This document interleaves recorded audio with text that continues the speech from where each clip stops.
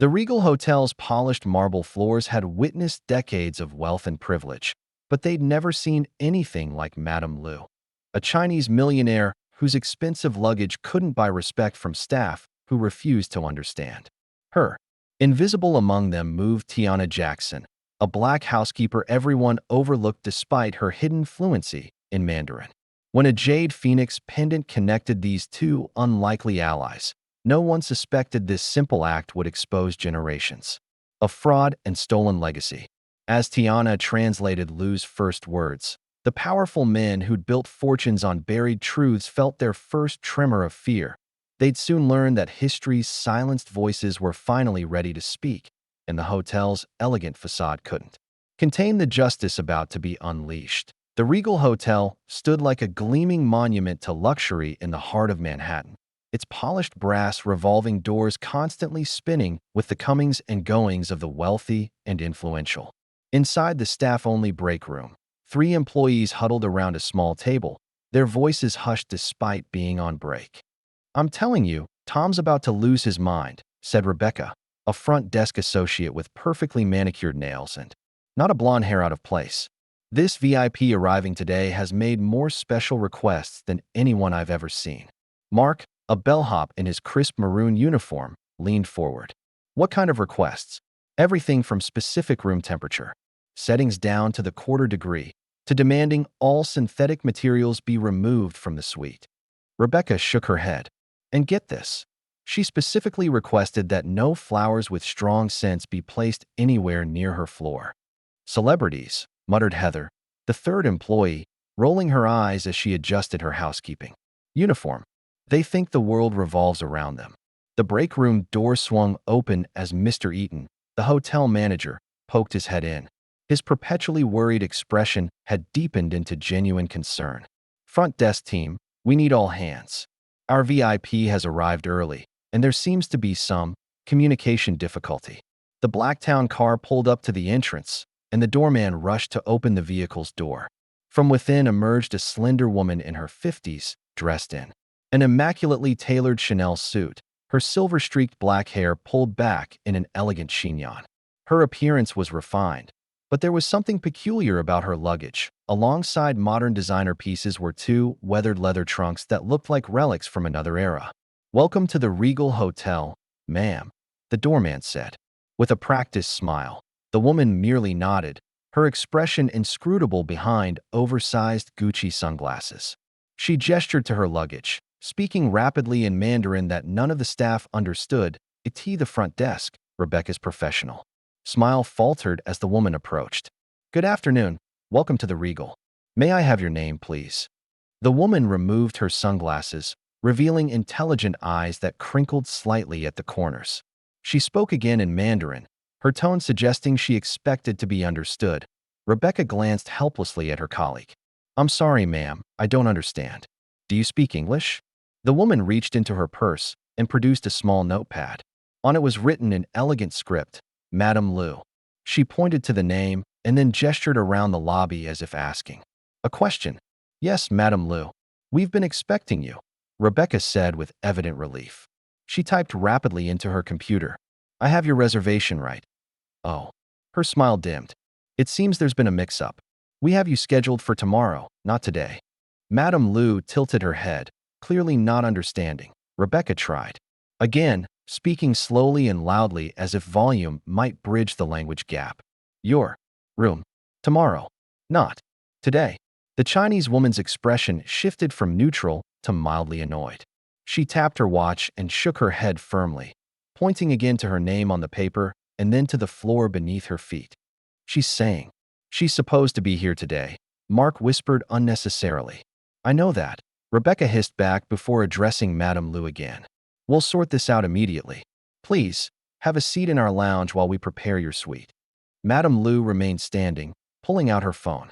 She showed Rebecca a confirmation email with today's date clearly displayed, though the rest was in Chinese characters. "I see the problem," Rebecca said, mortified. "Let me fix this right away. We'll have your room ready within the hour, Madame Liu. My sincere apologies."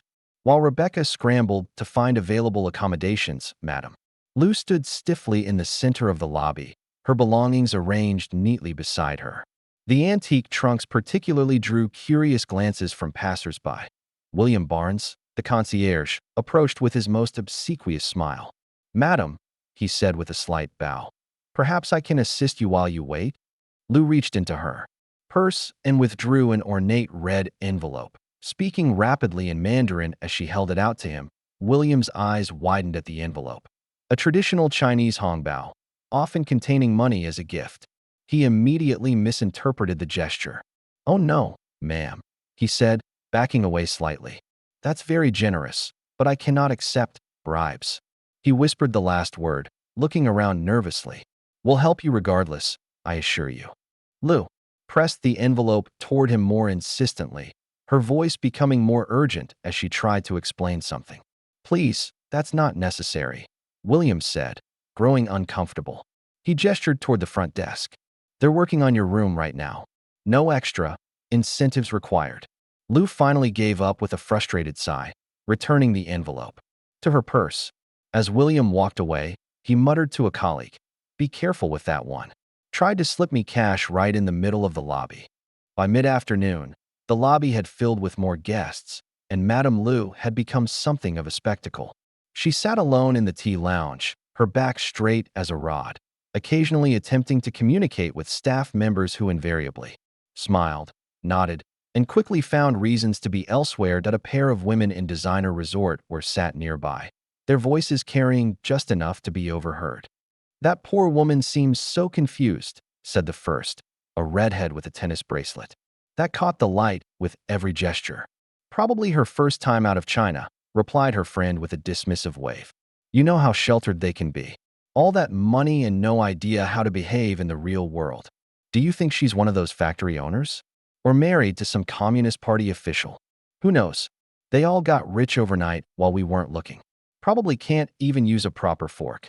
They tittered behind manicured hands, not bothering to lower their voices as Madame Liu sat stoically, her expression revealing nothing of whether she understood their cruelty or not. On the other side of the lobby, Tiana Jackson adjusted her housekeeping uniform and pushed her cart toward the elevator. At 28, she moved with quiet efficiency, her dark hair pulled back in a simple bun, her uniform pressed and immaculate.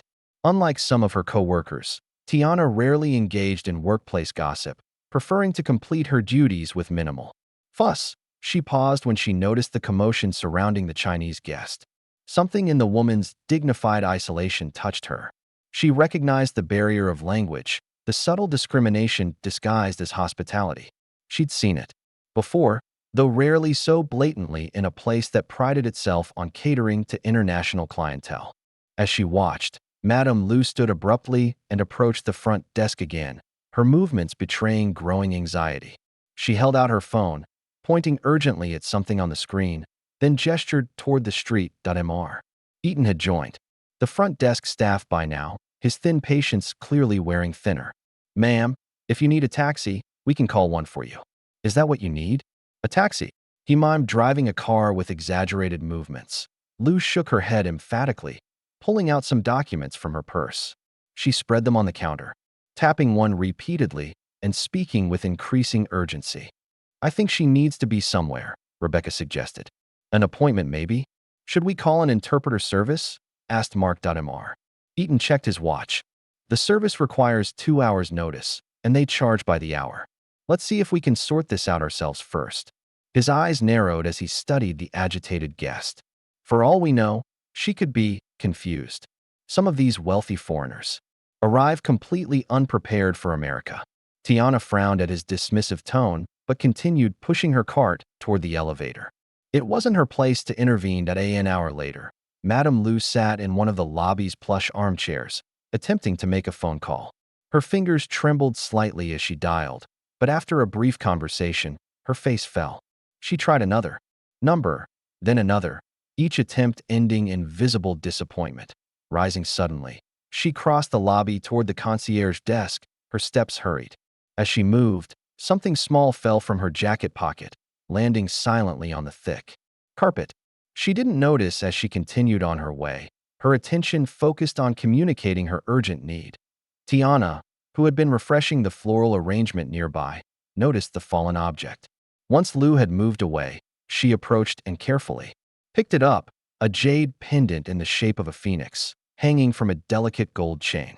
The craftsmanship was extraordinary, the jade a deep, translucent green that spoke of exceptional quality. She looked up, intending to return it immediately, but Madame Liu was already engaged in another frustrating attempt at communication with William. Rather than interrupt, Tiana slipped the pendant into her pocket, resolving to return it at a more opportune moment as evening fell. The Regal's tea lounge transformed with soft lighting and the gentle notes of a live pianist. Most guests had departed for dinner reservations or evening entertainment, but Madame Liu remained, a solitary figure in a corner table. Tiana, finishing her shift, paused at the entrance to the lounge. The Chinese woman sat with perfect posture, a cup of tea growing cold before her, her gaze fixed on the darkening skyline beyond the window. There was something profoundly sad about the scene. This elegant, obviously wealthy woman, isolated by language and subtle prejudice in a hotel that prided itself on world-class service, the eye in her pocket. Tiana felt the weight of the jade pendant. She closed her fingers around it, feeling its smooth contours and the sharp edges of the phoenix's wings. The right thing would be to return it immediately, to approach the concierge or Mr. Eaton and have them handle it. But something stopped her. The dismissive way the staff had treated Madame Liu all day, the whispers, the assumptions. The pendant seemed too precious, too personal to hand over to people who had shown such little respect. Tiana watched as Liu dabbed at her eyes with a silk handkerchief, a moment of vulnerability when she thought no one was watching. Whatever had brought this woman to the Regal was clearly important, perhaps even urgent, and no one had bothered to truly help her. With the jade phoenix clutched in her hand, Tiana made a decision and took her first step toward the lonely figure by the window. The tea lounge was quiet except for the gentle tinkling of the piano and the occasional clink of porcelain cups. Tiana approached Madame Liu's table with measured steps, her heart beating faster than she cared to admit. Years of hotel training had instilled in her a sense of invisible service. Do your job without being noticed. But now she was deliberately stepping into the spotlight. Liu didn't look up until Tiana stood directly before her table. When she did, her expression was one of polite disinterest, the kind reserved for service staff who were expected to simply perform their function and disappear. Tiana took a deep breath, opened her palm to reveal the jade pendant, and then, in perfect Mandarin, she said, "Ninjiu lujiga ma, liu tai tai? Is this yours, Madame Liu?" The transformation in Liu's face was instantaneous: shock, disbelief, and then a flood of naked emotion that cracked through her composed exterior like lightning through clouds. She reached out with trembling hands, not for the pendant, but for Tiana's wrists, which she grasped with surprising strength. "Ni hui shua zhongwen." You speak Chinese? Liu's voice was barely above a whisper, as if she feared speaking too loudly might break whatever spell had brought a Mandarin speaker to her. Tiana nodded, switching to the more formal register she'd learned during her years abroad. "Was I? Beijing Zhu Liang Yan." I lived in Beijing for 2 years. The Liu's eyes filled with tears. She pulled Tiana down to sit in the chair opposite her, still clutching her hands. Words poured out in a torrent of Mandarin so rapid that Tiana had to concentrate to follow. Thank heavens. I've been trying all day to explain. My phone doesn't work here, the documents I brought are being questioned, and I have an urgent appointment tomorrow morning that no one seems to understand. I was beginning to think I'd made a terrible mistake. Coming here. Tiana smiled gently, handing over the pendant. I found this on the floor earlier. I thought it might be important to you. Liu accepted the phoenix with reverence, immediately fastening it around her neck. It is more precious than you could know. Thank you. She studied Tiana's face with newfound interest. What is your name? And how does a young American woman speak such excellent Mandarin? My name is Tiana Jackson, and it's a long story. Tiana was 16 when her mother, Dr. Elaine Jackson, received the cultural attaché position at the American Embassy in Beijing.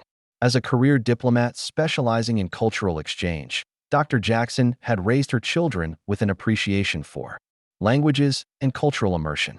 You're not just going to live in China, her mother had told Tiana and her younger brother Marcus. You're going to become part of it for as long as we're there. That means language classes, local schools, and real friendships, not just hiding. In the expat bubble. For Tiana, those 2 years were transformative. Initially resistant to being uprooted from her Washington, D.C. high school, she found herself captivated by Beijing's blend of ancient tradition and frenetic modernity. She attended an international school where Mandarin was mandatory, but it was her friendship with her neighbor's daughter, May, that truly accelerated her learning. May's grandmother, a former literature professor, took a shine to the American girl trying so earnestly to master Mandarin. Under her tutelage, Tiana learned not just conversational Chinese but classical poetry, idioms, and the subtle cultural nuances that textbooks never covered. When her mother's posting ended, Tiana maintained her language skills through college, where she minored in East Asian studies. But life had taken unexpected turns after graduation, and now here she was, a housekeeper at the Regal, using her Mandarin for the first time in years. Fascinating, Liu said when Tiana finished her abbreviated life story. And now you work as a maid in this hotel? With your language skills and education? Tiana's smile tightened slightly. The economy hasn't been kind to liberal arts graduates. This job has good benefits, and I'm saving for graduate school. Liu nodded, understanding flickering in her eyes. Sometimes the path to our destiny takes unexpected detours. She glanced around the lounge, lowering her voice.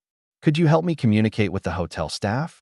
I have several urgent matters to attend to, and I would compensate you generously for your time. There's no need for compensation, Tiana said quickly. I'm still on the clock, and helping guests is part of my job. Then I insist on speaking only through you from now on, Liu declared, rising from her seat with renewed determination. First, let's clear up this room confusion, and then I need assistance with several other matters. The front desk staff watched in astonishment as Tiana and Madame Liu approached together, engaged in fluid conversation. Rebecca, Tiana began. Madame Liu has been trying to explain that she has the correct reservation date. There was a miscommunication when the booking was made through her assistant. She needs access to her suite immediately, as she has important documents inside her luggage that are needed for a meeting tomorrow morning. Rebecca's mouth opened and closed like a fish out of water. You speak Chinese? Mandarin, yes, Tiana replied calmly. Madame Liu would also like to know if the specific room temperature she requested has been set, as she is sensitive to heat due to a medical condition. Mr. Eaton appeared from his office, drawn by the unexpected development. What's happening? Here, Rebecca. Sir, Tiana is translating for our Chinese guest. Mr. Eaton's eyebrows shot up as he turned to study Tiana with new eyes. I wasn't aware we had any Mandarin speakers on staff. It wasn't in my job application requirements, Tiana said evenly. But I lived in Beijing for 2 years as a teenager. Liu spoke again, and Tiana translated. Madame Liu says she's very tired from her journey and would appreciate expedited check-in procedures. She also needs to send several urgent faxes and requires assistance with that. Of course, Mr. Eaton said, his demeanor transforming instantly to obsequious servility. Rebecca, please prepare Madame Liu's suite immediately. Use the Magnolia suite since it's ready now. William, assist with the luggage right away. He turned to Tiana.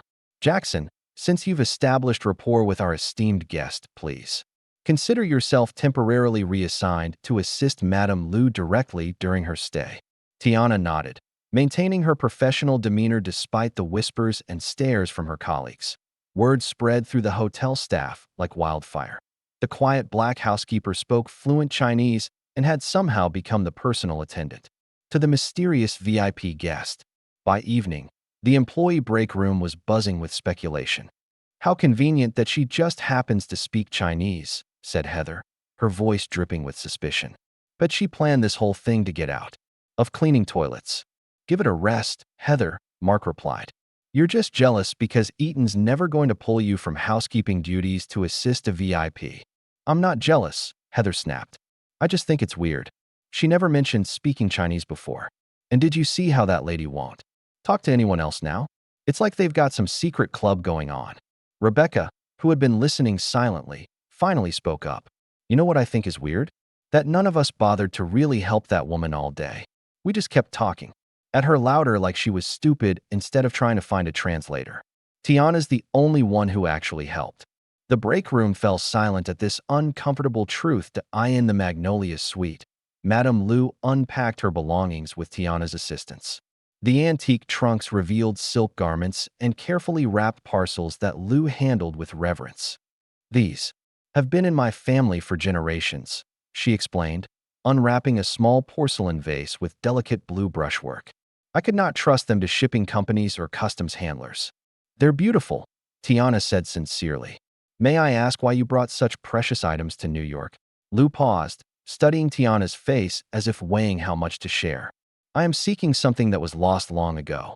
These items are connections to what I seek." She moved to the window, gazing out at the Manhattan skyline. "I need information about historical properties in this city, particularly those built between 1930 and 1955. I need access to real estate archives, historical society records, and perhaps private galleries that specialize in East Asian art from that period." "That's quite specific," Tiana observed. "The New York Historical Society might be a good place to start, and the real estate records would be at the county clerk's office." Liu turned, her expression softening. "You are very knowledgeable for someone so young. Tell me, what do you know about the history of this hotel?" "The Regal? It was built in 1952, I believe.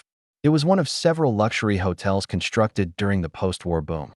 Before that, I think this area had older buildings that were demolished to make way for new development." Something flickered in Liu's eyes. "Yes, exactly. The post-war years changed this city dramatically. Many people lost their claims during that time of transition." She returned to her unpacking, suddenly brisk and businesslike. "I will need your assistance for several weeks, if possible. Would your manager approve such an arrangement?" "If you request it specifically, I'm sure he would," Tiana replied. "Mr. Eaton is very accommodating to valuable guests." Liu smiled knowingly. "Yes, I observed his transformation once you began translating.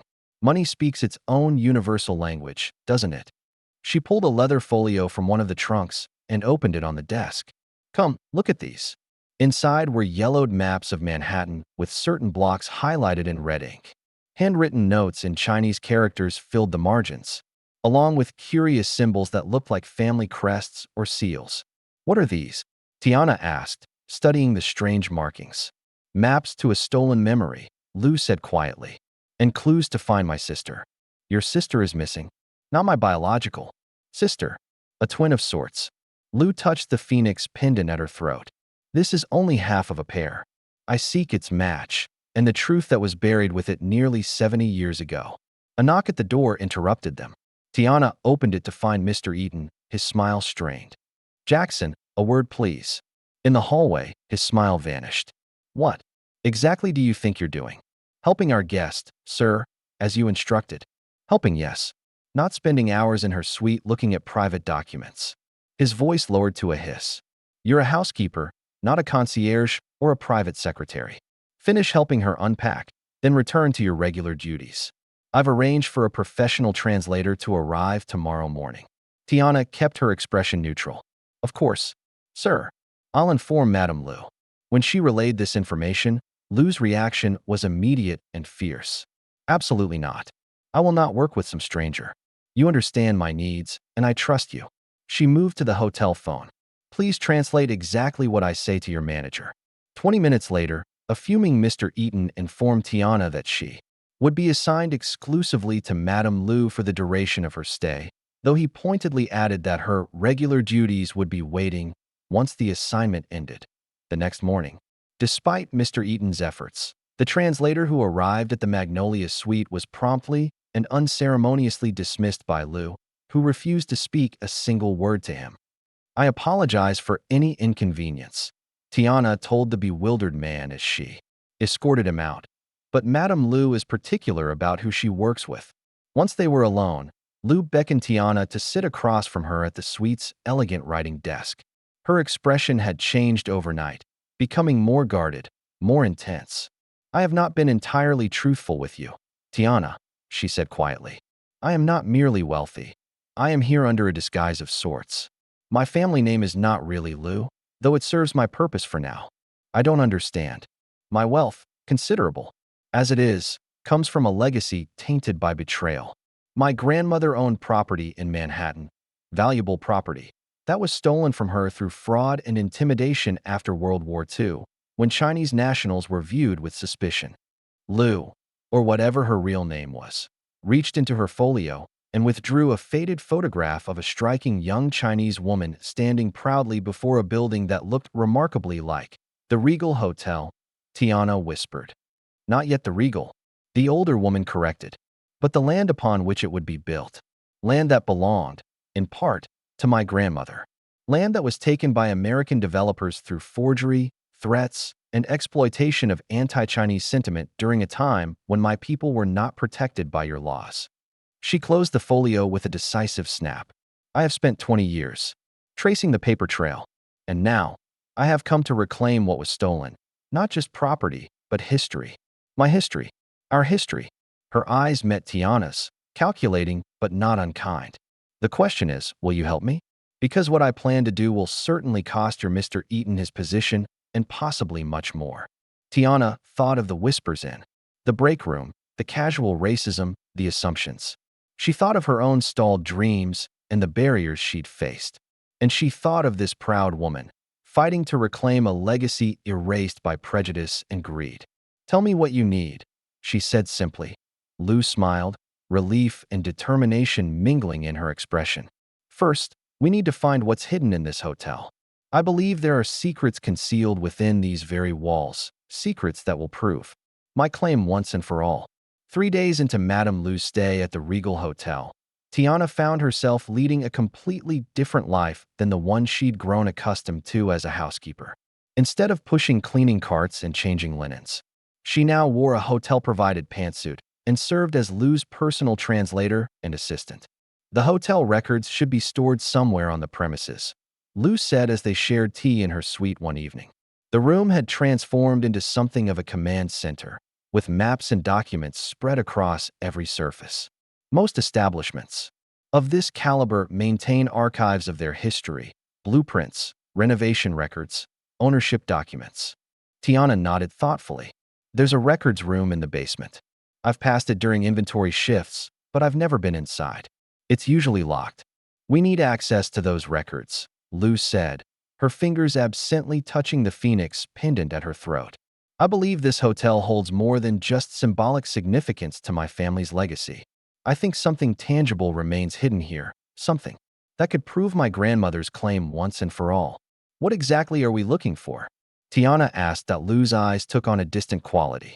My grandmother spoke of a special room, a suite she designed herself when she was part owner of the property. After she was forced to flee, the new owners renovated extensively, but she always believed they simply concealed her creation rather than destroying it. Too much valuable craftsmanship to demolish, she said. A hidden room in the hotel. Tiana couldn't keep the skepticism from her voice. That seems unlikely, yes, Liu acknowledged with a small smile.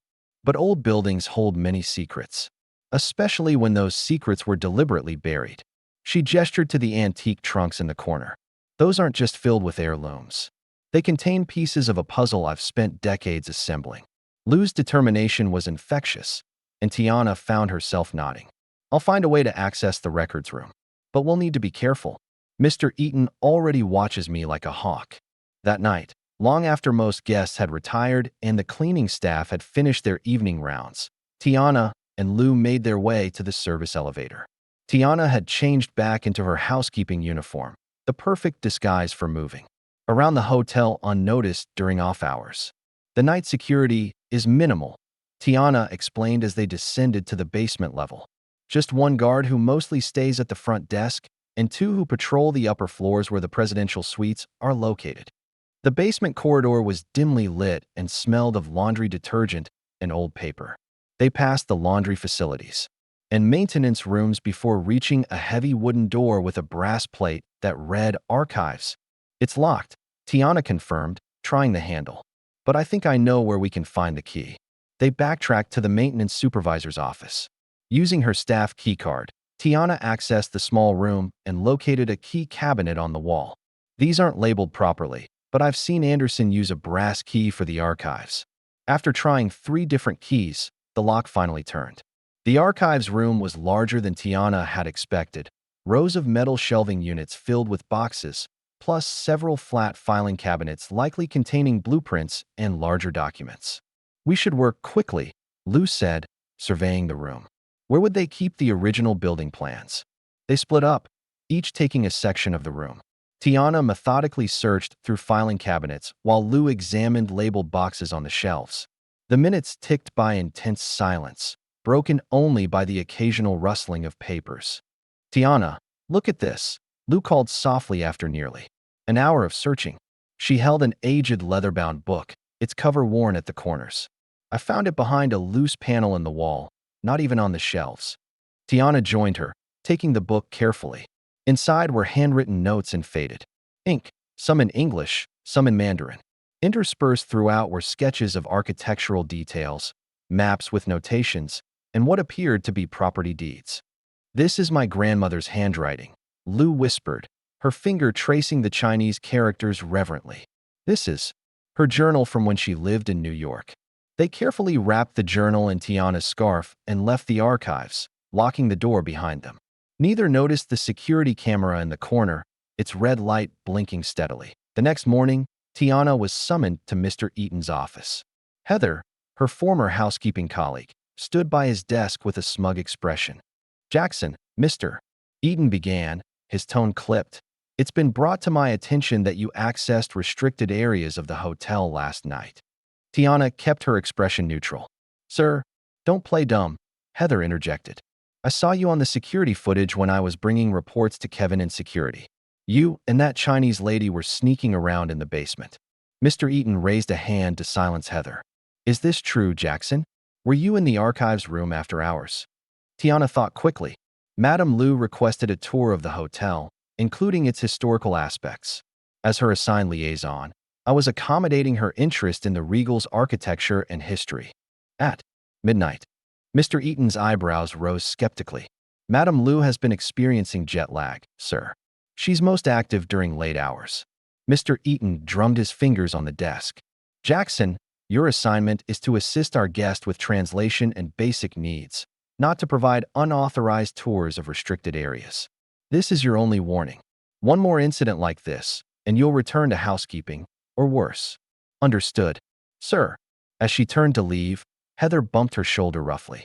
Watch yourself, Tiana. Some of us have worked here for years without special treatment. You're not better than us just because you speak Chinese. Tiana met her gaze evenly. I never said I was, Heather. That evening, Liu pored over her grandmother's journal in the privacy of her suite, translating passages for Tiana. Listen to this, she said excitedly. The Phoenix Wing remains our secret. James insists we seal it during renovations rather than destroy it. The Americans would never appreciate its true value. But perhaps someday our descendants will rediscover what we've hidden. The Phoenix Wing, Tiana asked. It must be the name of the suite my grandmother designed, Liu explained. And this James person, he must have been her business partner before the betrayal. Liu flipped through more pages, stopping at a hand-drawn map of the hotel's third floor.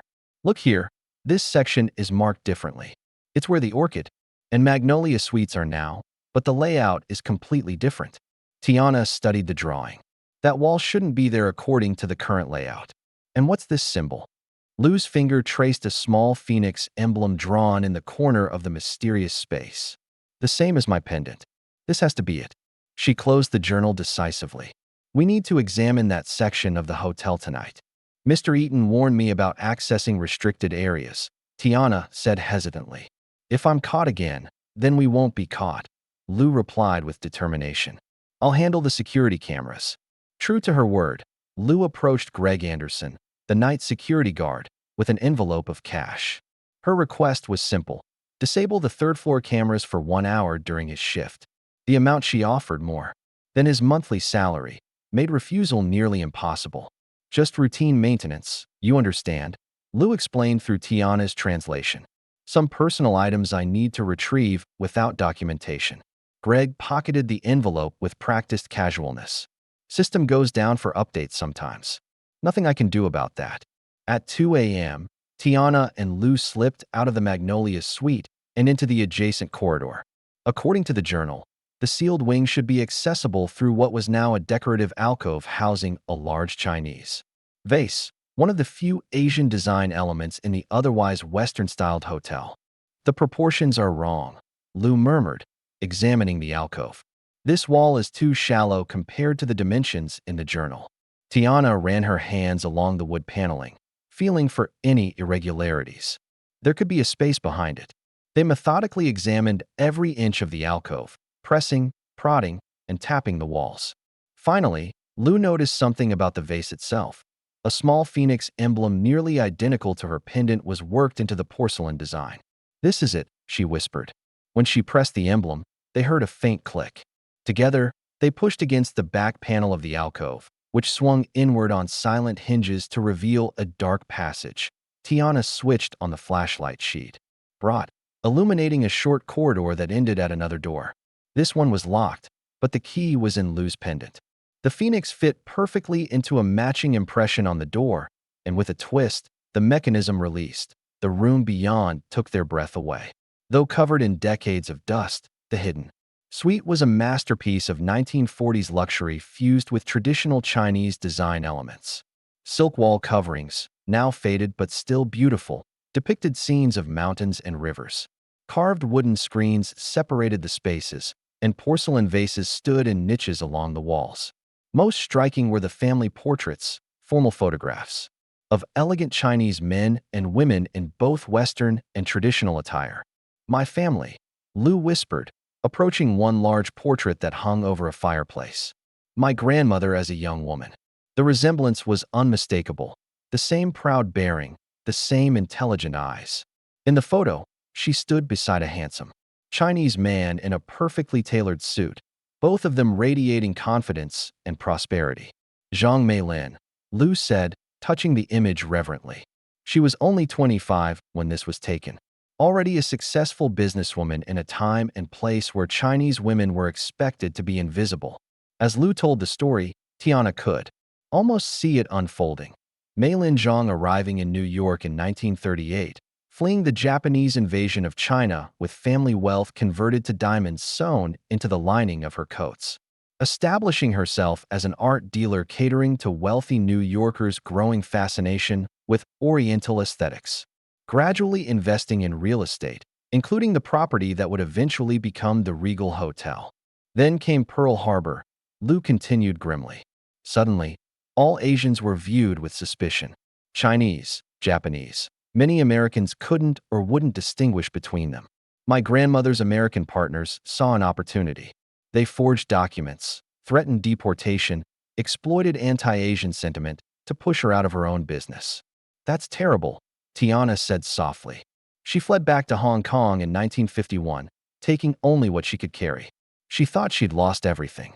Liu's fingers went to her pendant. This was part of a matched pair, phoenix and dragon, symbols of balance and prosperity in our culture. The dragon pendant was lost when she fled. Tiana moved deeper into the suite, examining the preserved furnishings. Near a writing desk, she noticed something odd, a portrait hanging slightly askew. Behind it was a small wall safe. "Do you think?" she began. Liu was already examining the safe. The combination would be something meaningful to her. She tried several sequences before the handle turned. Inside was a single envelope, yellowed with age, addressed in elegant handwriting to Mrs. Meilin Zhang at an address in Hong Kong. "It's postmarked 1951, Tiana observed. "It was never delivered." Liu's hands trembled as she carefully opened the envelope. Inside was a letter written in English and a smaller envelope containing something solid. Her face paled as she read the letter. "It's from James Thompson, my grandmother's business partner. He writes that he regrets his actions, that he was pressured by the others to betray her. He enclosed this as a small reparation." She tipped the smaller envelope, and out slid the missing dragon pendant, the mate to the phoenix she wore. "He tried to make amends," Tiana said. "Too little, too late," Liu replied, though her voice held more sadness than bitterness. And the letter never reached her. She died believing everyone had betrayed her. As they prepared to leave the hidden suite, Liu paused at the threshold, looking back at this preserved moment of history, her family's history. "We need evidence of everything," she said firmly. "Photographs, documents, anything that proves my grandmother's ownership. Because now I know for certain. This hotel rightfully belongs, in part, to me. The discovery of the hidden suite changed everything. While Liu had arrived at the Regal with suspicions and fragments of evidence, she now possessed concrete proof of her grandmother's connection to the property. The following morning, she moved with new purpose, instructing Tiana to arrange for a private art and antiques appraiser to visit the hotel. The items in that suite aren't just family heirlooms, Liu explained. They're valuable historical artifacts that establish my grandmother's presence and investment in this building. Word of Liu's special treatment had spread throughout the hotel. Staff members whispered as Tiana passed, some envious, others openly hostile. During her brief visits to the employee areas to collect her belongings, she overheard snippets of conversation. She thinks she's management now. Who does she think she is? But she won't even look at us when this is over. Tiana kept her head high and ignored the comments, but the strain of straddling two worlds was taking its toll. She was neither fully staff nor management, caught in a precarious position between loyalty to her employer and commitment to Liu's quest for justice. The appraiser arrived that afternoon, a distinguished older gentleman named Dr. Wallace from Sotheby's, who examined the items Liu had carefully removed from the hidden suite. Exquisite craftsmanship, he murmured, examining a small jade carving. Ming Dynasty, without question. And this porcelain, Qing Dynasty, Kangxi period. Madam, these pieces alone are worth several $1,000,000. And they establish provenance. Liu pressed. They confirm these items have been here since the 1940s? Without question.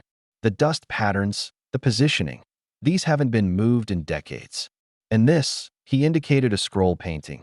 This has your family seal. It's unquestionably authentic. Mr. Eaton, who had insisted on being present during the appraisal, watched with growing interest as the values climbed higher. When the final estimate exceeded $10 million for just the portable items, something shifted in his demeanor. Madame Liu, he said as the appraiser packed his equipment, I had no idea you were interested in the historical aspects of our hotel. The Regal has a rich legacy of cultural appreciation. Perhaps we might discuss potential collaboration? The hotel's parent company has several investment opportunities that might interest someone with your obvious appreciation for history and value. Liu smiled politely. Perhaps, though my interests are quite specific to this property. After Eaton left, Liu's smile vanished. Vultures circling, she muttered in Mandarin. He smells money and suddenly wants to be my friend. The next morning brought new complications. Two guests checked into the suite across from Liu's. A man and woman who introduced themselves as Michael and Jennifer Lee, travel journalists working on a feature about luxury hotels in Manhattan. Something's not right about them, Tiana observed, after encountering the couple in the elevator. They asked too many questions about you. Liu's expression darkened when Tiana described them. I need to see them without being noticed. From behind a newspaper in the lobby, Liu observed the newcomers. As they chatted with the concierge, her body tensed, and she abruptly retreated to the elevator. I know them, she said when they were safely back in her suite. Not personally, but I know who they are. The man, his grandfather was Warren Phillips, one of the men who forced my grandmother out. His family still owns shares in the development company that controls this hotel. They're not really journalists, Tiana concluded. No, they're here because someone has realized what I'm doing. Someone is watching. Liu grew increasingly paranoid over the next day, refusing to leave her suite and questioning every interaction. She began keeping the dragon pendant with her at all times, but suddenly stopped wearing the phoenix pendant, removing it from her neck and hiding it among her belongings. Don't you trust me anymore? Tiana asked, hurt by the subtle withdrawal. It's not about trust, Liu replied, her voice strained. It's about risk. The fewer people who know where these items are, the better. The tension between them grew, a subtle wall forming where there had been easy collaboration. Tiana tried not to take it personally. Liu was under tremendous stress, but the distance stung nonetheless. While delivering fresh towels to a suite down the hall, Tiana spotted Heather emerging from Liu's room, quickly tucking something into her uniform pocket. The door closed softly behind her. Heather, Tiana called, startling the other woman. What were you doing in Madame Liu's suite? Heather's smile was too bright, too forced. Just turn down service. Ms. Perfect Translator doesn't handle the actual cleaning, does she? Liu specifically requested no housekeeping services except through me. Well, Mr. Eaton assigned me. Heather shot back defensively. Take it up with him if you have a problem. As Heather brushed past, Tiana caught her arm. What did you take from the room? Nothing. Let go of me. Empty your pockets. Then. There. Brief struggle ended when Heather shoved Tiana back and hurried toward the service elevator. Tiana immediately went to Liu's suite, finding the door unlocked. A security breach Liu would never permit. Inside, nothing seemed obviously disturbed, but Tiana knew Liu's meticulously organized system for her documents. A quick check confirmed her fears. A translated note regarding the hidden suite was missing from its folder. Tiana found Heather in the laundry room 20 minutes later. Without preamble, she confronted her. You took a document from Madame Liu's room. Who put you up to it? Heather's defiance crumbled quickly under Tiana's unwavering stare. It wasn't my idea.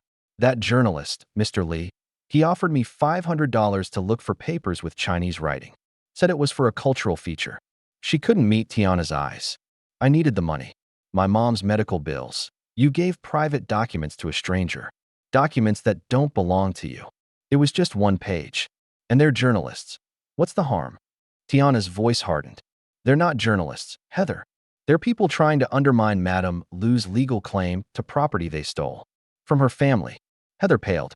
I didn't know. I swear I didn't know.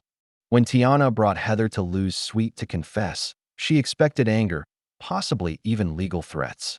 Instead, Liu listened calmly to Heather's tearful explanation, then nodded thoughtfully.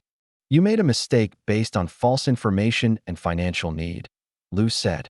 That is something I can understand.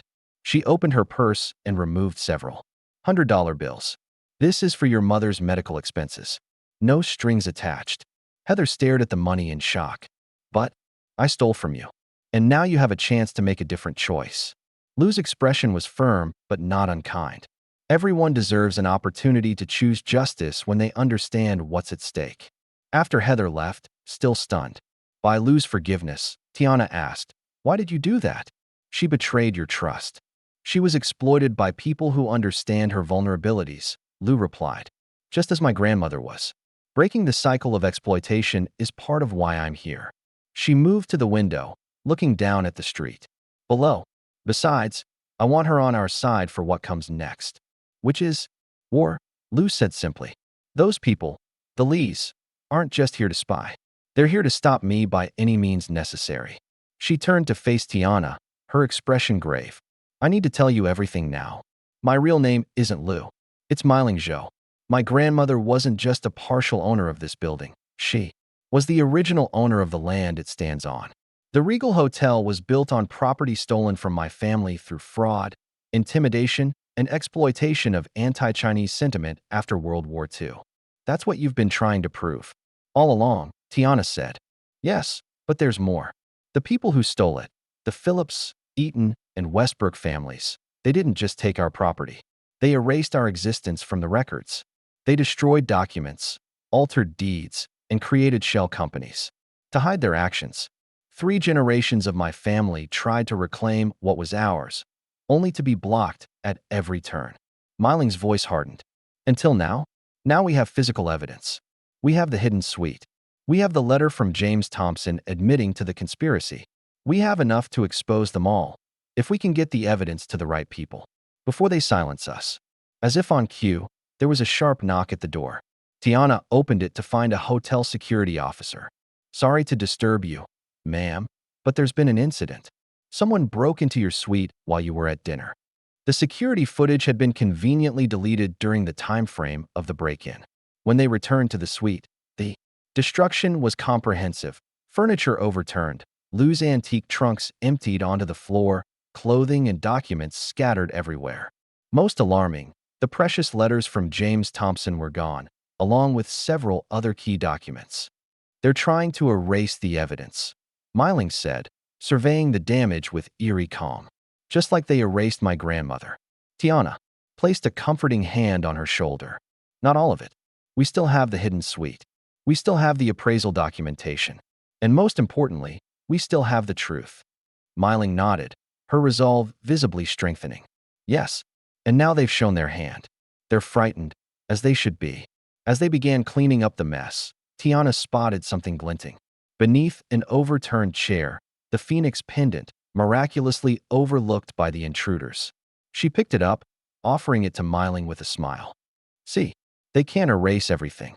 Some things are meant to survive. Morning light filtered through. The curtains of Milling Zhou's ransacked suite, illuminating the destruction in harsh detail. What had seemed merely chaotic in the dim evening light now revealed itself as methodical and thorough.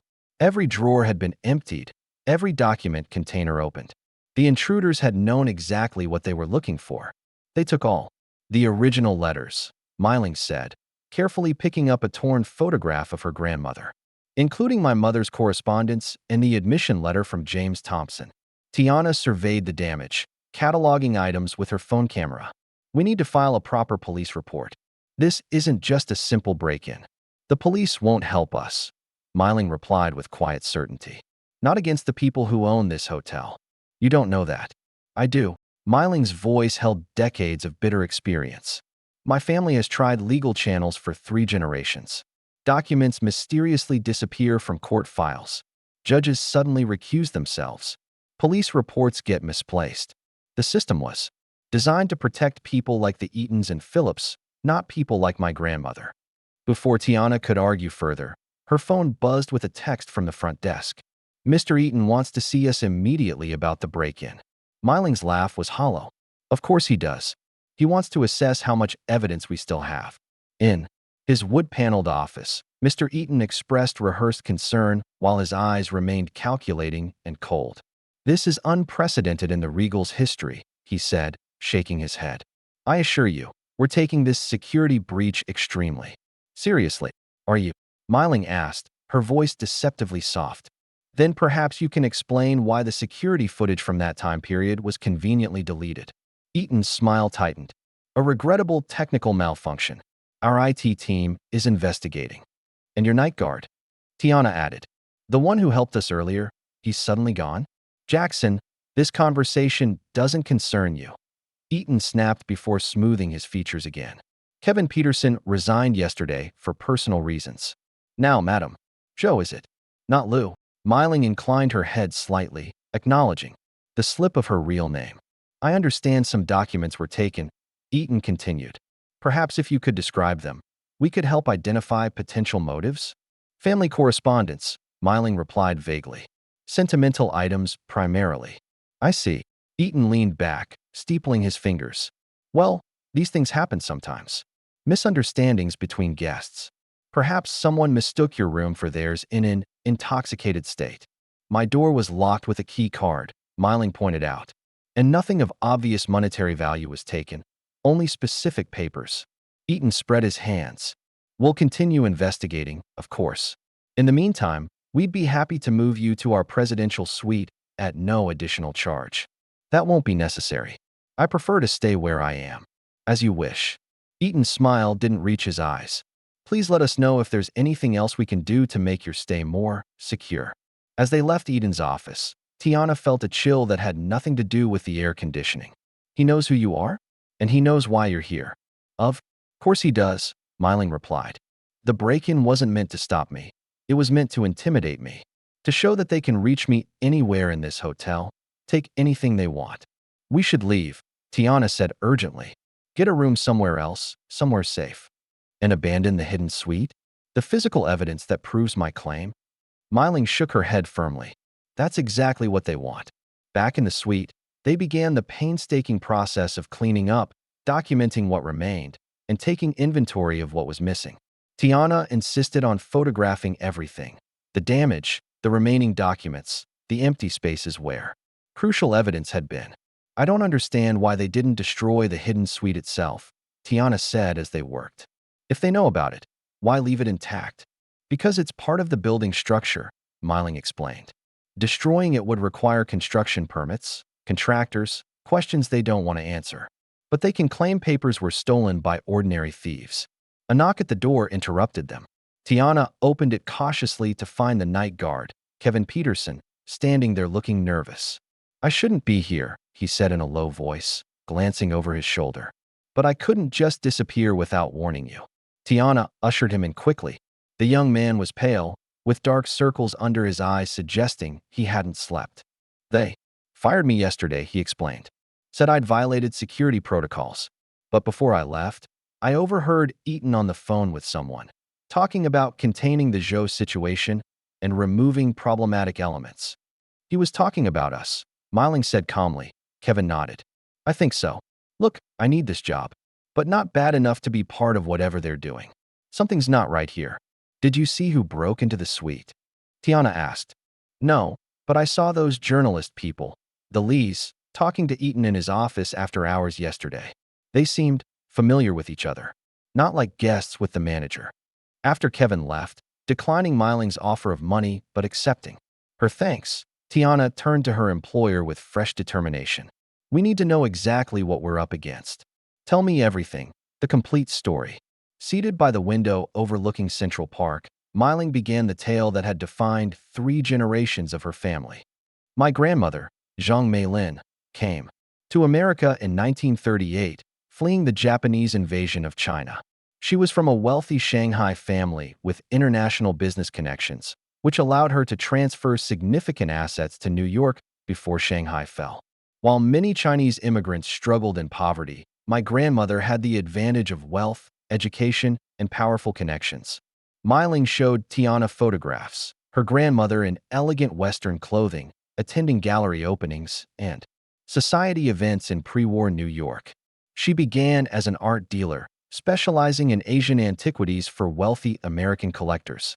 By 1940, she had expanded into real estate, purchasing a block of properties in Manhattan, including this land where the Regal now stands. She had a vision of a luxury hotel that would blend Eastern and Western aesthetics, revolutionary for that time. The story took a darker turn after Pearl Harbor in December 1941. Though China was an American ally against Japan, anti-Asian sentiment flourished.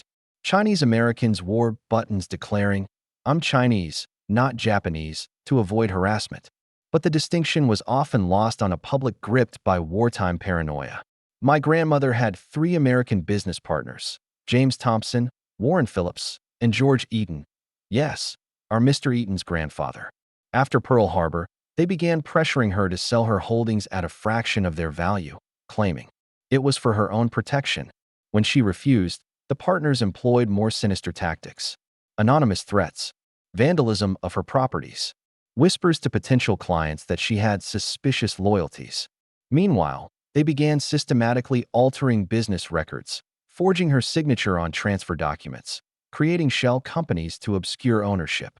By 1951, the pressure became unbearable. Her bank accounts were frozen for investigation. Her phone was tapped. She was followed on the street. Fearing for her life, she fled to Hong Kong, believing she had lost everything. Miling's voice grew softer. She never returned to America. She died in 1975, still telling my mother about the beautiful hotel that should have been her legacy. She was convinced that Thompson, Phillips, and Eaton had conspired to steal everything she had built. And they did. Tiana whispered, the pieces finally coming together. Yes, the Regal Hotel opened in 1952, built on my grandmother's land, incorporating elements of her design, but with her name erased from every record.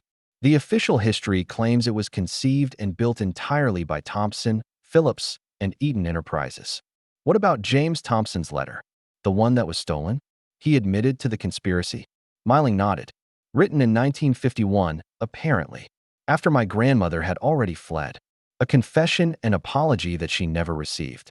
It mentioned pressure from Phillips and Eaton and included the dragon pendant as a token of remorse. And now his descendants, or Phillips' descendants, are here to make sure that evidence never comes to light, Tiana concluded. Exactly. The current owners have too much to lose if the truth emerges.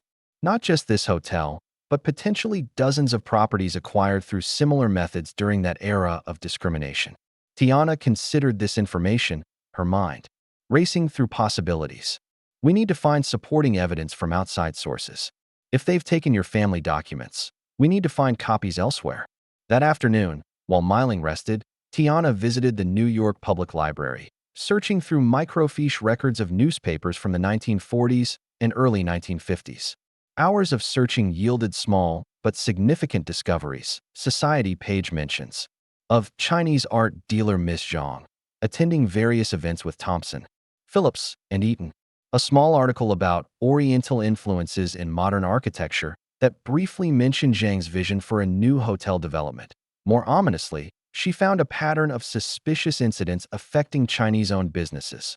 In Manhattan from 1942 to 1951, a warehouse fire that destroyed the inventory of an import company.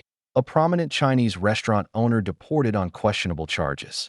Several businesses sold under market value after months of declining customers and anonymous threats. None of these incidents were directly connected to Miling's grandmother in the news reports, but together they painted a picture of systematic targeting of successful Chinese business owners during and after the war.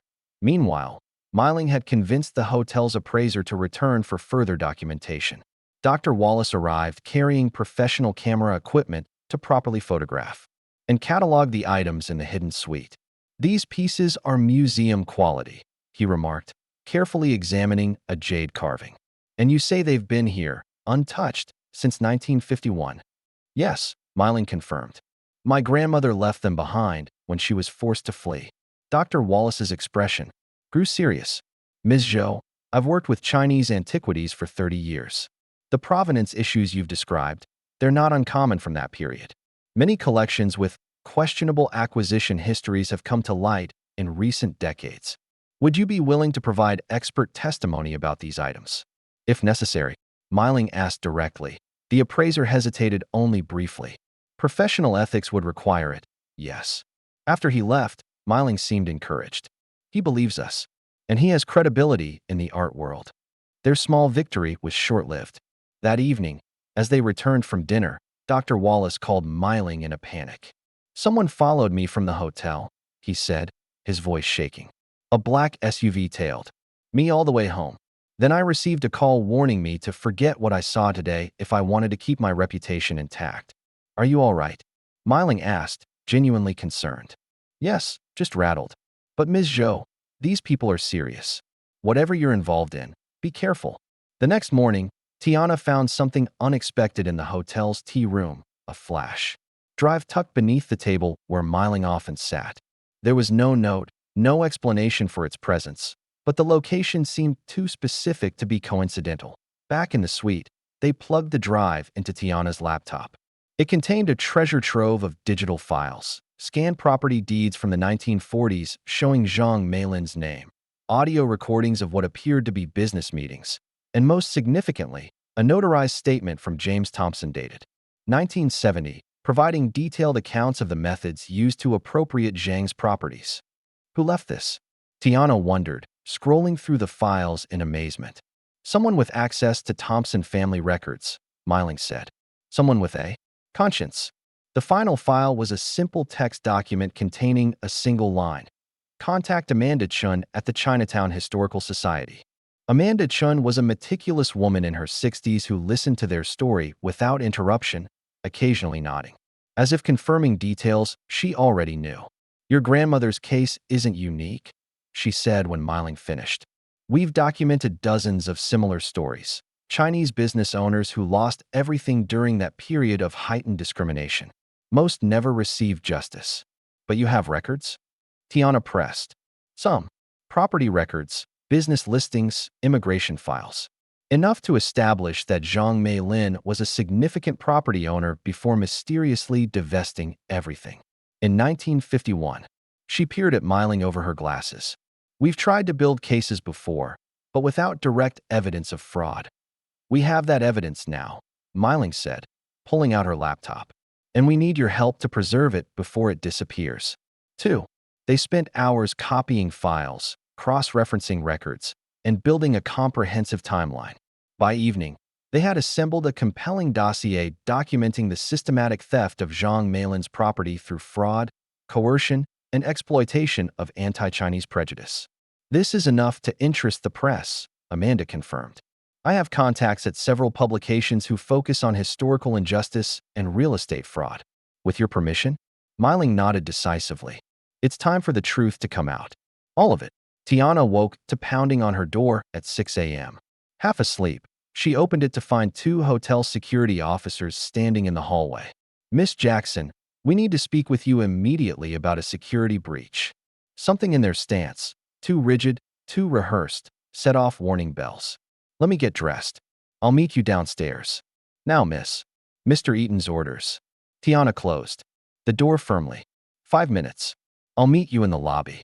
Instead of dressing, she immediately called Milling, who answered on the first ring, already awake. "They're at my door too," she said.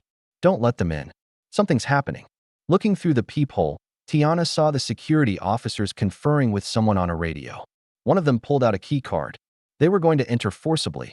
Tiana grabbed her phone, purse, and room key, then slipped out through the bathroom's connecting door to an adjacent housekeeping closet, a shortcut she knew from her days on the cleaning staff.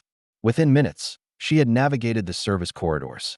To Miling's floor, Milling was waiting, fully dressed, a small bag packed. "They're trying to isolate us," she said without preamble. "I received a call from Amanda Chen 10 minutes ago. The journalist she contacted wants to meet today. They're moving to stop us." Together, they used Miling's key to access the hidden suite, which had become their sanctuary within the increasingly hostile hotel. Once inside, Milling retrieved the jade pendants and several key documents she had concealed there after the break-in. "We need to get out of the hotel," Tiana said, peering through a crack in the hidden door.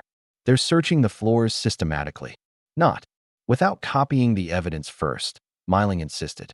"Everything in this room proves my claim. If we leave, they'll destroy it all." Using Tiana's phone, they photographed everything: the furniture, art, architectural details, and especially the family photographs that established Zhang Meilin's presence in the space. Milling dictated a detailed statement, which Tiana recorded, explaining the significance of each item and its connection to her grandmother. "Send it all to Amanda Chen," Milling instructed. "And to yourself. Multiple copies in different locations." Once the evidence was secured digitally, they faced the challenge of physically leaving the hotel. Security staff now patrolled every floor, and the Lees had stationed themselves near the main elevators, pretending to read newspapers while watching every passing guest.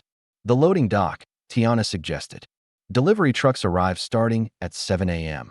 We can blend in with the morning deliveries." They navigated the service corridors, avoiding staff when possible, nodding casually when not. Tiana's housekeeping uniform, which she had kept, provided some cover. Hotel staff were often invisible to guests and management alike. For Milling, they borrowed a catering jacket from a storage closet, tucking her elegant hair under a plain C and the loading dock. They slipped past distracted receiving clerks and out onto the street, where the morning rush provided welcome anonymity. Only when they were several blocks away did they pause to breathe. "My room key is deactivated," Tiana realized, trying to access her banking app. "And my employee ID. They've locked me out of everything." "They're erasing you," Milling said grimly. "Just like they erased my grandmother." They took a taxi to the 20th Precinct Police Station, where Tiana insisted on filing a report about the break-in, the stolen documents, and the threatening behavior of hotel security. The desk sergeant listened politely but appeared skeptical. "Sounds like an internal hotel matter to me," he said, reluctantly taking notes. "Especially if you're an employee. Have you spoken to your HR department? The hotel management is involved." In the harassment, Tiana explained, frustration mounting. "They're trying to suppress evidence of historical fraud." The sergeant's expression made it clear he considered this beyond his pay grade. "We'll look into it. But honestly, if nothing was physically stolen from you personally, and no one threatened you with actual violence." They left with a case number, but little confidence that any action would be taken. Outside the station, Milling checked her phone, which showed multiple missed calls from unknown numbers. "They're trying to track us," she said, powering off the device. "We need to go somewhere safe until we can meet with the journalist." Tiana hesitated only briefly before making a decision. "My mother's apartment in Harlem. She's visiting my brother in Chicago this week. We'll be safe there." From the relative security of the small but comfortable apartment, they made contact with Dr. Wallace, who had recovered from his initial fear and was now indignant about the intimidation tactics. "I've been an appraiser for 30 years, he said over the phone. "My professional reputation is beyond reproach. Their threats have only convinced me further that something unethical is happening at the Regal. He agreed to document his appraisal findings officially and forward them to Amanda Chun at the Historical Society. One small victory. Later that afternoon, they received an unexpected call from Heather, Tiana's former housekeeping colleague. Tiana, are you okay? The hotel's going crazy looking for you. Eaton fired me this morning, said I was compromised because I talked to you. He's fired 3 other people too, including Kevin from security. I'm safe, Tiana assured her. But what's happening there? It's weird. Eaton called an emergency. Board meeting. Men in expensive suits have been arriving all morning. And those journalist people are working directly with security now, not even pretending to be guests anymore. After thanking Heather for the information, Tiana turned to Miling. They're panicking. They know we have evidence. Then it's time to use it, Miling said decisively. Amanda Chin had arranged for them to meet with Sarah Winters, an investigative reporter for the New York Tribune known for exposing corporate malfeasance. In a quiet cafe in Chinatown, they shared their evidence and explained the full story. This is incredible, Sarah said, reviewing the photos and documents. Historical theft, corporate fraud, ongoing cover-up, spanning over 70 years. She looked up at Miling. You understand that publishing this will create powerful enemies? The Eaton and Phillips families are major players in New York real estate.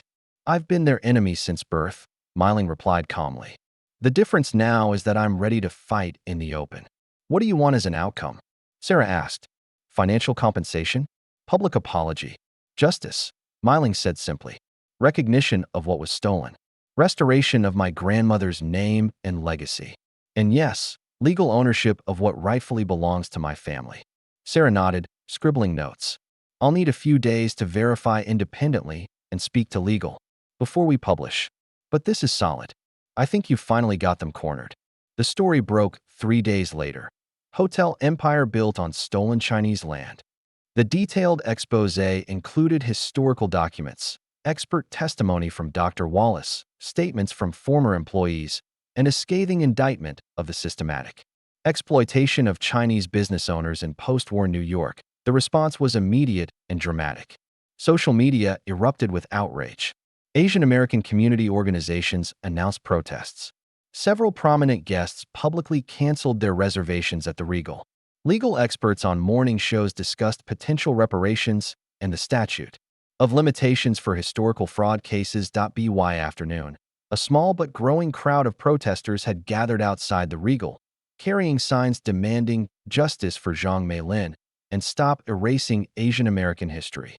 Inside the hotel, chaos reigned. Mr. Eaton, face flushed with fury, called an all-staff meeting where he announced immediate terminations for disloyal elements, including Heather and several others suspected of sympathizing with Tiana and Miling. This is a fabricated controversy being pushed by activists and unscrupulous journalists, he insisted to increasingly skeptical staff. Anyone providing information to the media or these protesters will be terminated immediately and potentially face legal action. But the tide had already turned. 2 housekeepers walked out during his speech. The concierge quietly removed his name tag and left without a word. By evening, the hotel was operating with skeleton staff as more employees chose sides. Meanwhile, legal proceedings moved with surprising speed. A judge, responding to an emergency petition filed by Miling's hastily assembled legal team, issued a temporary freeze on the hotel's assets pending investigation of ownership claims. The documentary evidence presented raises significant questions about the legitimacy of the current ownership structure, the judge's statement read.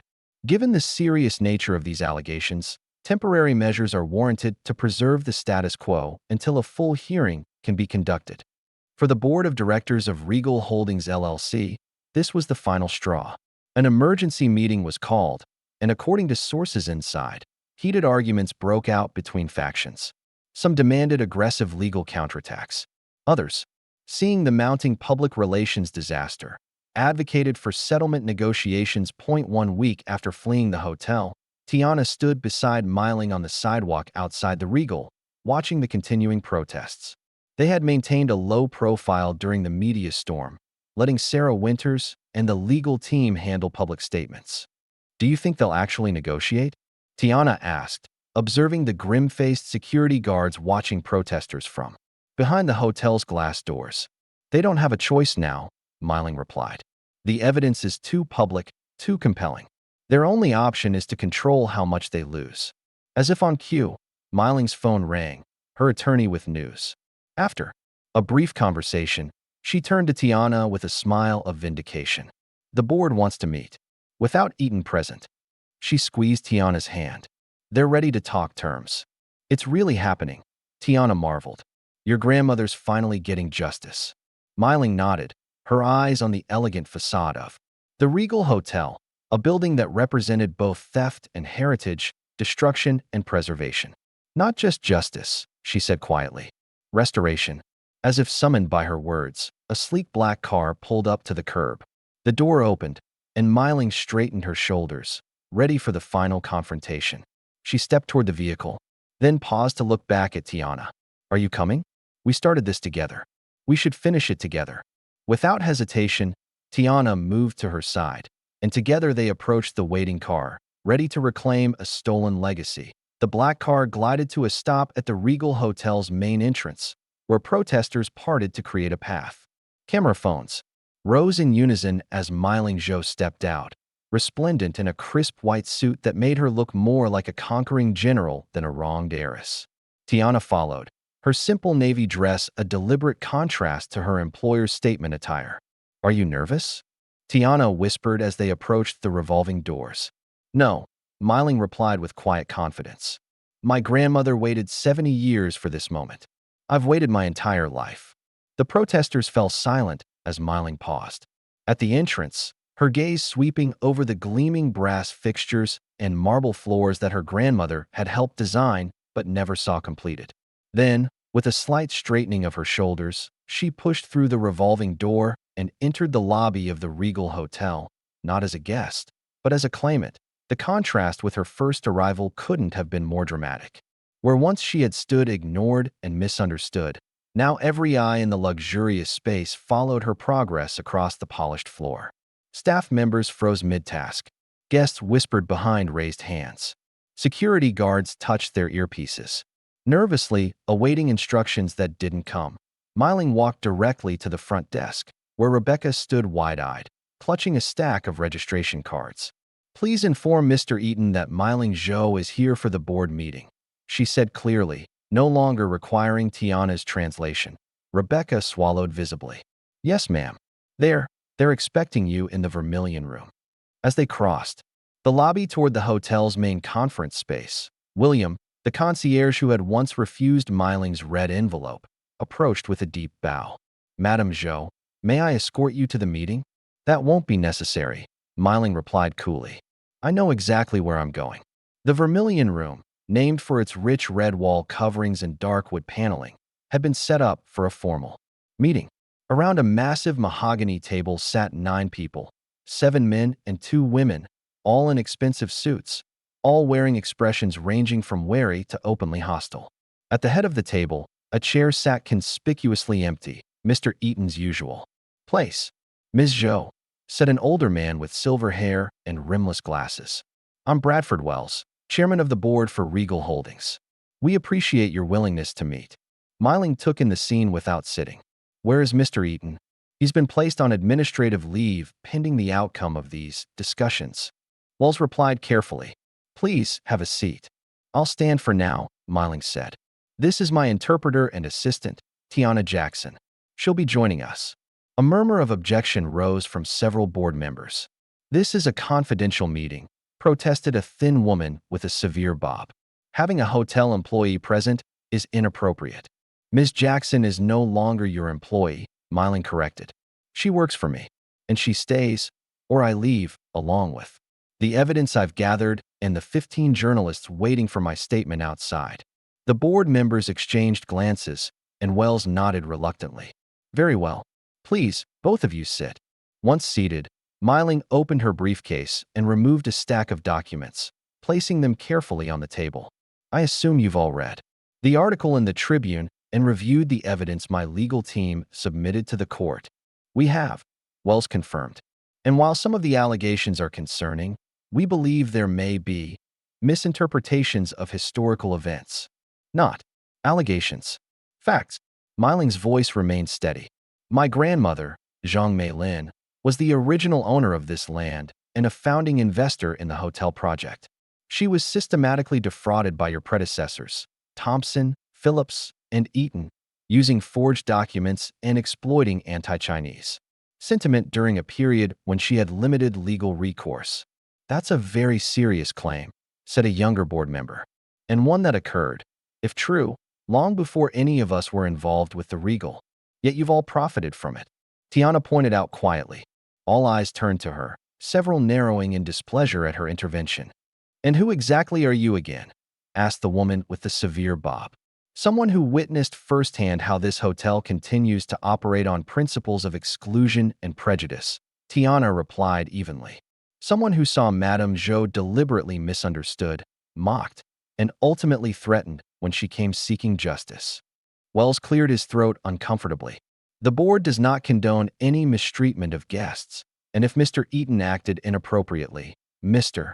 Eaton is merely continuing the tradition established by his grandfather. Miling interrupted. But I didn't come here to debate history. I came to resolve it.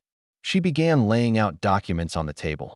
Copies of the property deeds showing her grandmother's name, the notarized confession from James Thompson, photographs of the hidden suite with its unmistakable Chinese design elements, and finally, the matched pair of jade pendants, phoenix and dragon. These are the facts, Miling said simply. Your choice now is whether to acknowledge them publicly and work toward an equitable resolution, or to fight a losing battle in court while your reputation and stock value plummet.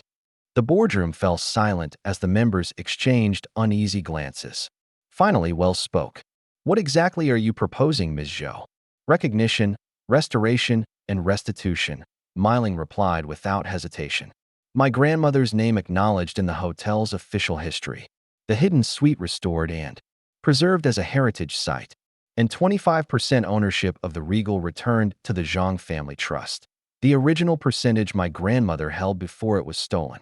Outcries erupted around the table. 25%? That's outrageous. The statute of limitations expired decades ago. This is nothing but a shakedown.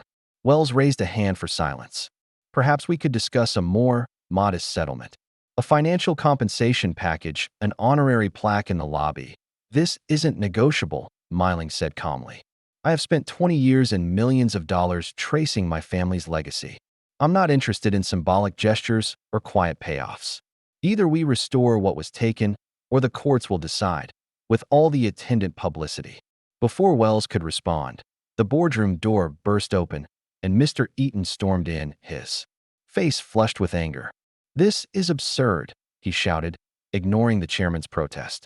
You can't seriously be considering legitimizing these ridiculous claims.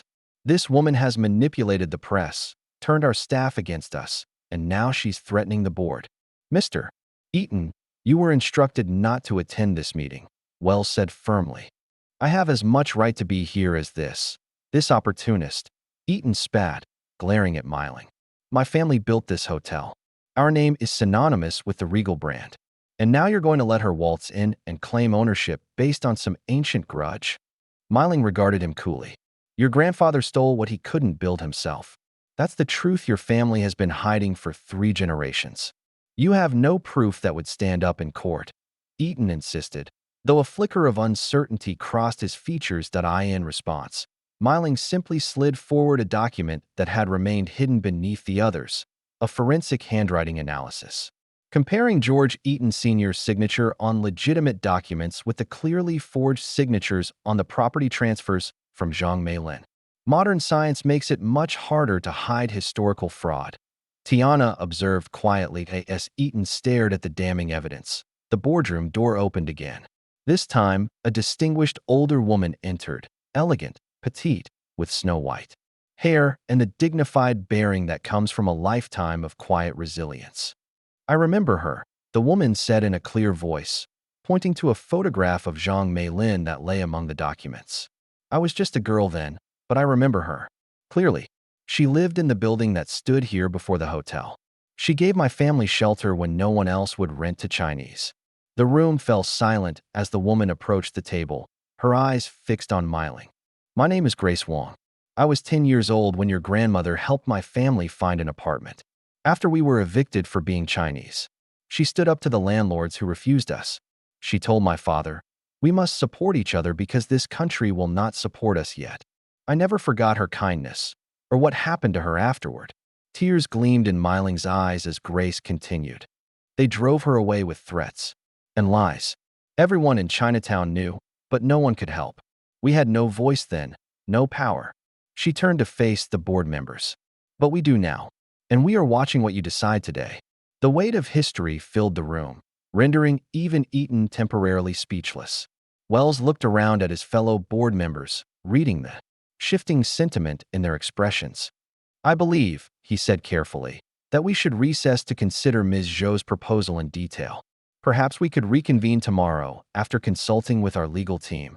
"No more delays," Miling said firmly. "You've had 70 years to consider this injustice. I want your answer now." What followed was unprecedented in the Regal's corporate history, an impromptu board vote conducted in full view of outsiders. Wells called each member by name, asking for their position on Miling's demands. One by one, they voted, some reluctantly, some with obvious relief at finally addressing the long-buried scandal. When the final tally was counted, the result was clear: 6 in favor, 3 against. "The board acknowledges the claim of the Zhang family," Wells announced formally. "Mr. Eaton is hereby removed from his position, effective immediately.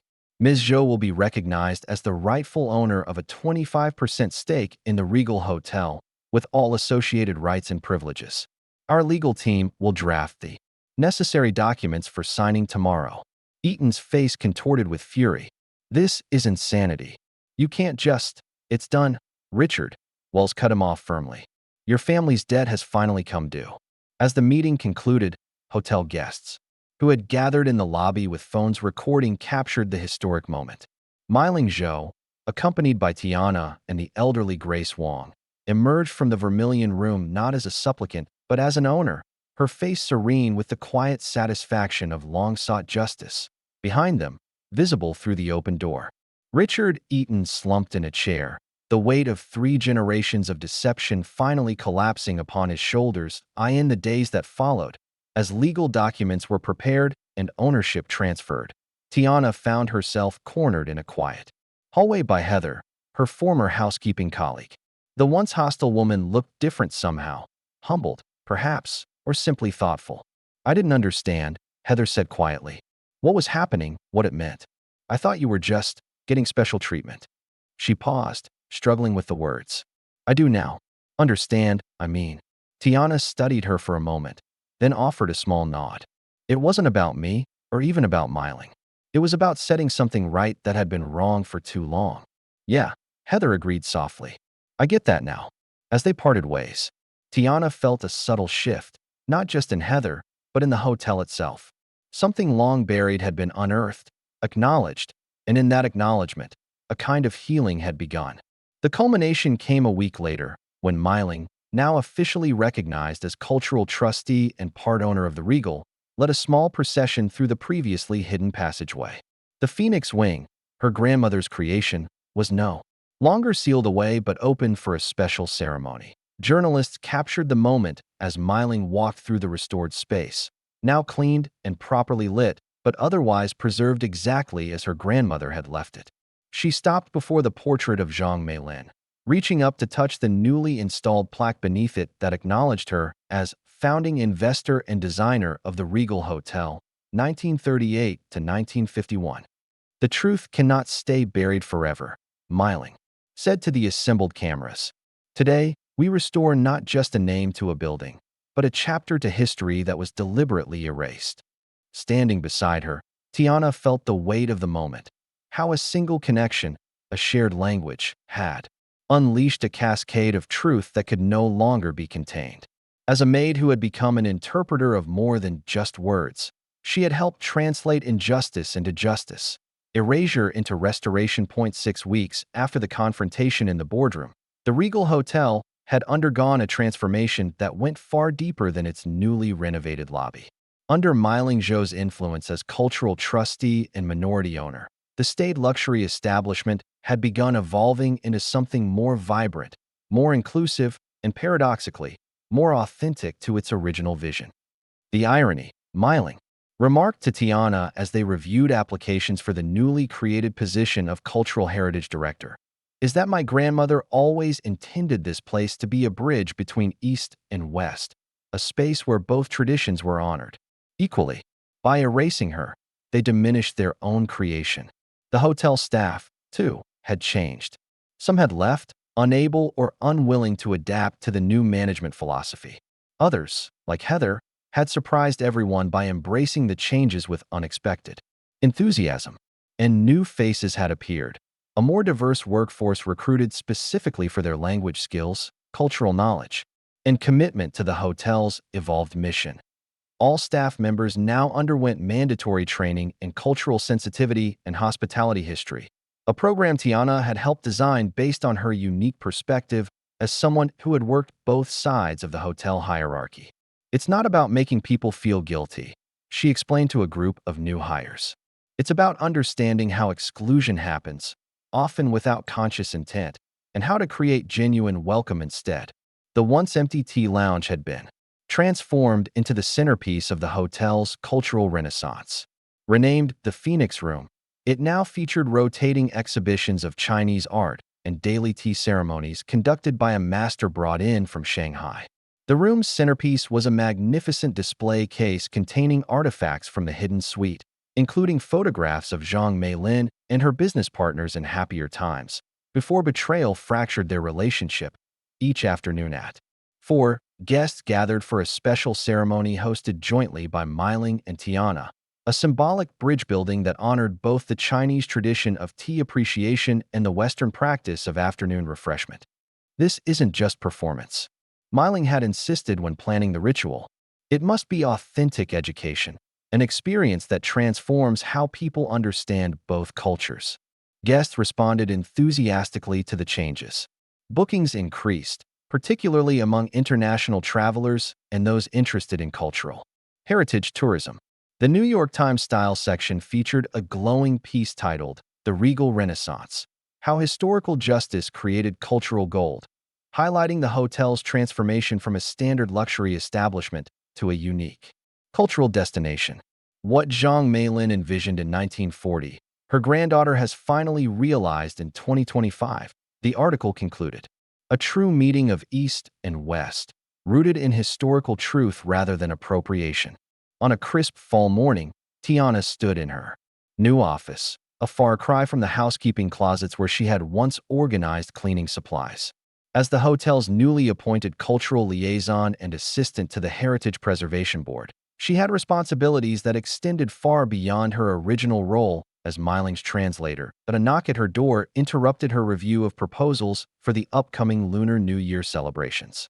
Looking up, she saw Meiling, elegant as always but somehow softer now that the battle had been won. "Your family is here," Meiling announced with a smile. Tiana's heart leapt. Her mother, Dr. Elaine Jackson, had finally returned from her extended visit with Tiana's brother and was eager to see the changes in her daughter's life. They walked together to the lobby, where Dr. Jackson stood examining the new historical exhibit with professional interest. "Mom," Tiana called, quickening her pace. Dr. Jackson turned, her face lighting up at the sight of her daughter.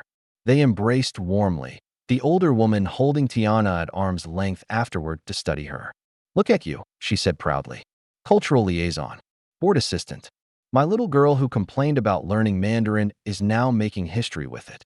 "Hardly making history," Tiana demurred. "I disagree," Meiling interjected, extending her hand to Dr. Jackson. "Your daughter helped restore a crucial piece of history that others tried to erase. There's no small achievement in that." Dr. Jackson nodded, understanding the weight of what had transpired. "I always taught my children that languages aren't just skills, they're bridges. Sometimes they connect us to other people, sometimes to hidden truths." As they toured the hotel, showing Dr. Jackson the restored Phoenix Wing and the revitalized cultural programs, they passed a film crew setting up in the main lobby. "What's happening here?" Dr. Jackson asked. "Local news feature," Tiana explained. They're interviewing staff about the changes. She glanced at her watch. Actually, I'm scheduled to speak with them in a few minutes. The young reporter, eager and somewhat nervous, positioned Tiana near the historical display for better lighting. We're focusing on how the Regal case is inspiring other historical justice campaigns, she explained. What would you say was the key factor that made this particular effort successful? Tiana considered the question carefully. Justice didn't come from power, she finally said. It came from listening. One person who took the time to truly hear another person's story. That was the catalyst. Everything else followed from that. Simple human connection. The reporter looked surprised by the depth of the answer. That's not what I expected. Most people talk about the legal strategy or the media pressure. Those were tools, Tiana acknowledged. But the essential element was recognition, seeing someone who had been rendered invisible, hearing a truth that had been silenced. Later that evening, after her family had departed for dinner, Tiana found Milling in the Phoenix room, examining a display case containing the matched jade pendants, Phoenix and Dragon, now reunited after decades of separation. A gift for you, Milling said without preamble, removing the Phoenix pendant and placing it in Tiana's palm. You helped it rise again. I can't accept this, Tiana protested. It's a family heirloom. You are family now, Milling said simply. Not by blood, but by choice and action. My grandmother would approve.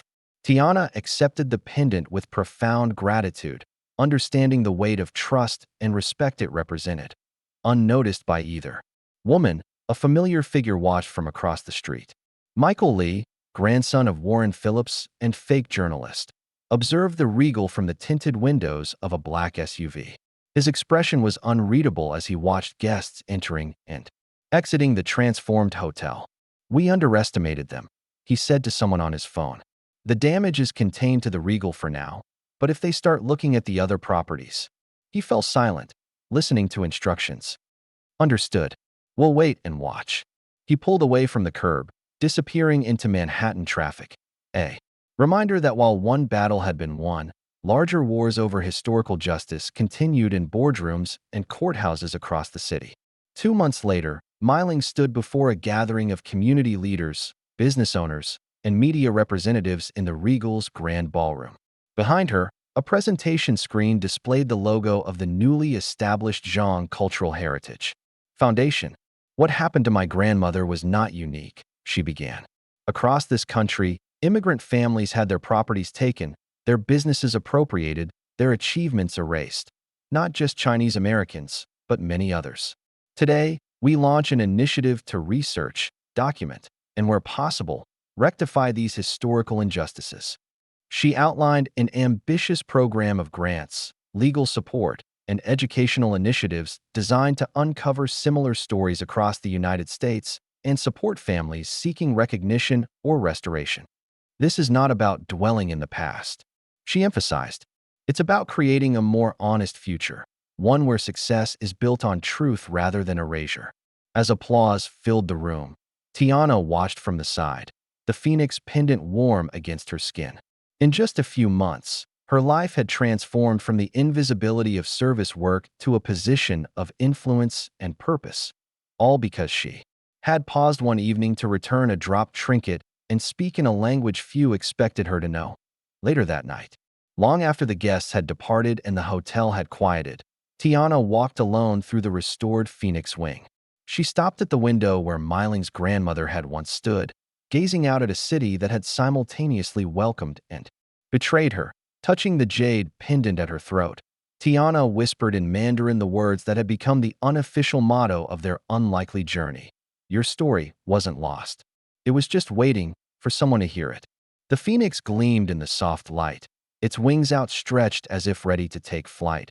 No longer a symbol of what had been lost, but of what had been found, what had been restored, and what might yet be reclaimed, what treasures of justice remain buried in our world, waiting for someone brave enough to listen? If this story of courage and reclaimed legacy moved you, please like, subscribe, and share to help more silenced voices be heard.